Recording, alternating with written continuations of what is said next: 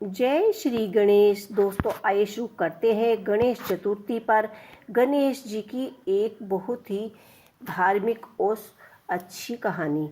एक समय की बात है कि विष्णु भगवान का विवाह लक्ष्मी जी के साथ निश्चय हो गया। विवाह की तैयारी होने लगी, तभी देवताओं को निमंत्रण भेजा गया, परंतु गणेश जी को निमंत्रण नहीं दिया। कारण जो भी रहा हो, अब भगवान विष्णु की बारात जाने का समय आ गया। सभी देवता अपनी पत्नियों के साथ विवाह में समारोह में आ गए। उन सब ने देखा कि गणेश जी कहीं नहीं दिखाई दे रहे। तब वे वापस आपस में चर्चा करने लगे, और क्या गणेश जी की को न्योता नहीं दिया? यह स्वयं गणेश जी ही नहीं आए। सभी को इस बात पर आश्चर्य होने लगा। तभी सब ने विचार किया और विष्णु भगवान से ही इसका कारण पूछने लगे। विष्णु भगवान से पूछने पर उन्होंने कहा कि हमने गणेश जी के पिता भोलेनाथ महादेव को न्योता भेज दिया है। यदि गणेश जी को अपने पिता के साथ आना चाहते तो आ जाते। अलग से न्योता नहीं देना कहीं आवश्यक नहीं समझा। दूसरी बात यह है कि उनकी सवा मन मूंग, सवा मन चावल, सवा मन घी, सवा मन लड्डू का भोजन दिन भर चाहिए। यदि गणेश जी नहीं आएंगे तो कोई बात नहीं, दूसरे के घर जाकर इतना सारा खाना अच्छा भी नहीं लगता।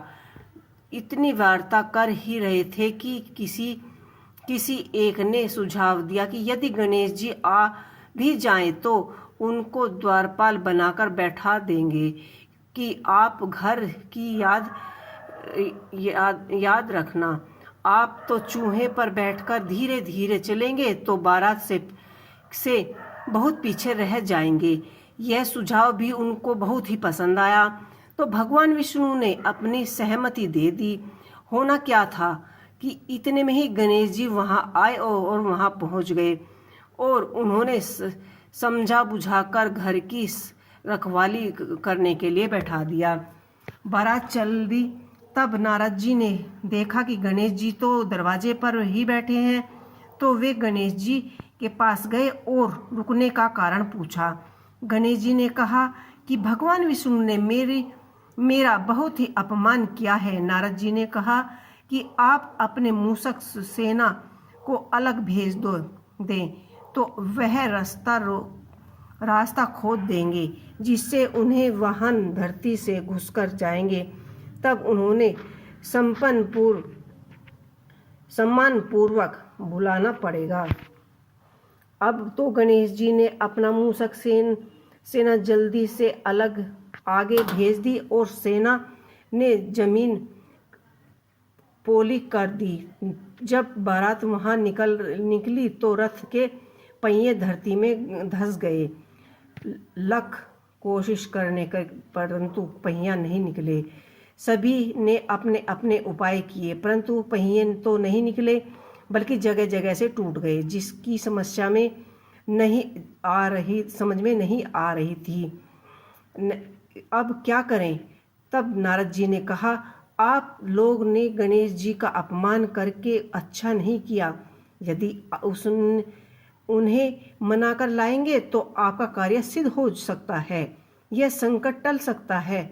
शंकर भगवान ने अपने दूत नंदी को भेजा और गणेश जी को लेकर आए। गणेश जी का आदर सम्मान के साथ पूजन किया, तभी कहीं रथ के पहिए निकले।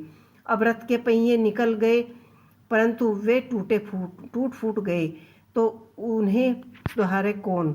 पास के खेत में तो खाती काम कर रहे थे, उससे बुलाया गया। खाती अपना कार्य करने के लिए श्री गणेश नमः, श्री गणेशाय नमः, श्री गणेशाय नमः की वंदना मन ही मन में करने लगा। देखते ही देखते खाती ने सभी पहियों को ठीक कर दिया। तब खाती कहने लगा कि हे देवों, अपना सर्वप्रथम गणेश जी को नहीं मनाया गया, और ना ही आपने उनकी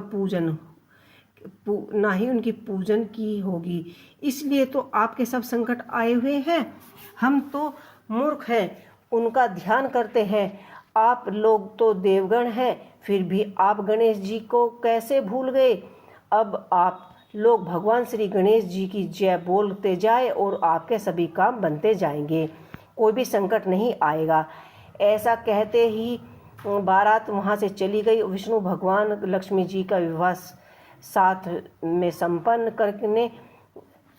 करके सभी सकुशल पूर्वक वहाँ से लौट आए।